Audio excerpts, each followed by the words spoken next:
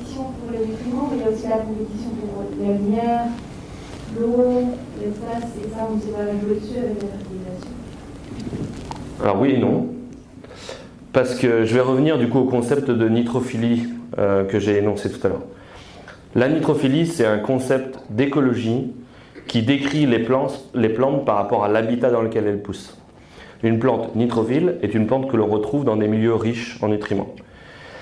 Sauf qu'on a des collègues, nous à Dijon, Delphine Moreau, qui est une écophysiologiste qui travaille sur les adventices.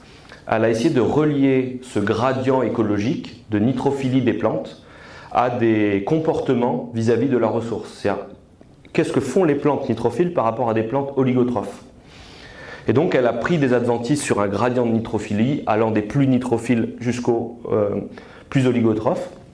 Les plus nitrophiles pouvant être des raigrats, certains vulpins, les plus oligotrophes pouvant être des vulpes ou des espèces qui sont complètement indifférentes aux ressources, certaines espèces messicoles qui vivent dans les champs cultivés.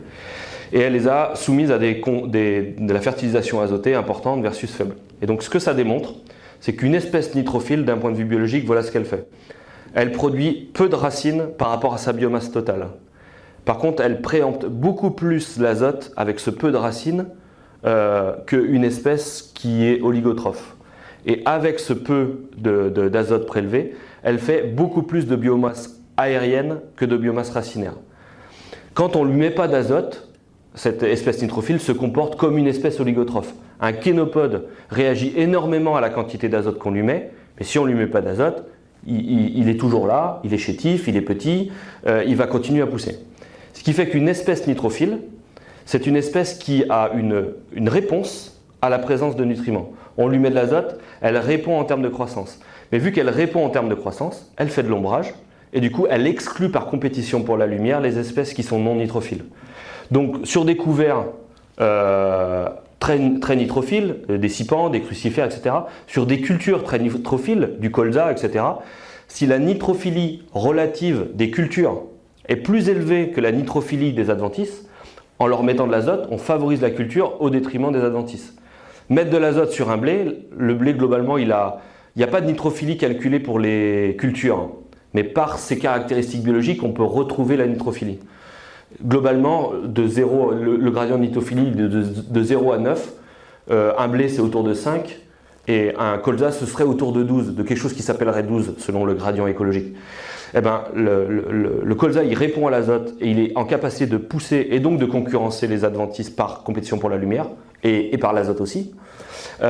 Mais par contre d'autres cultures qui ne répondent pas du tout à l'azote ne sont pas du tout en capacité de répondre à l'azote. Donc la fertilisation peut être utilisée comme moyen de gestion, mais pour ça il faut connaître la nitrophilie relative, c'est-à-dire la différence d'appétence pour la ressource azotée dans le sol. Par contre, pour aller dans votre sens, c'est plus compliqué pour l'eau. On a beaucoup plus de mal, pour une raison assez simple, c'est qu'en milieu contrôlé, en serre, créer une compétition hydrique est très compliqué. On la crée en n'arrosant pas, mais en fait, on conserve des milieux humides, donc on sait beaucoup moins de choses sur l'eau. La seule chose, c'est que dans les cultures d'hiver, elle viendra plus tard. Donc ce ne sera pas de la compétition directe, ça va être un peu plus complexe. Mais sur l'eau, on n'a pas grand-chose. Autrement, en agriculture biologique, les recherches actuellement tournent vers la sélection de variétés plus compétitives. Mais qu'est-ce qu'une variété plus compétitive? C'est pas évident. Ça paraît simple, mais c'est en fait difficile à définir. Est-ce que c'est une variété qui prend mieux l'azote, qui captera mieux la lumière, qui occupera l'espace plus rapidement?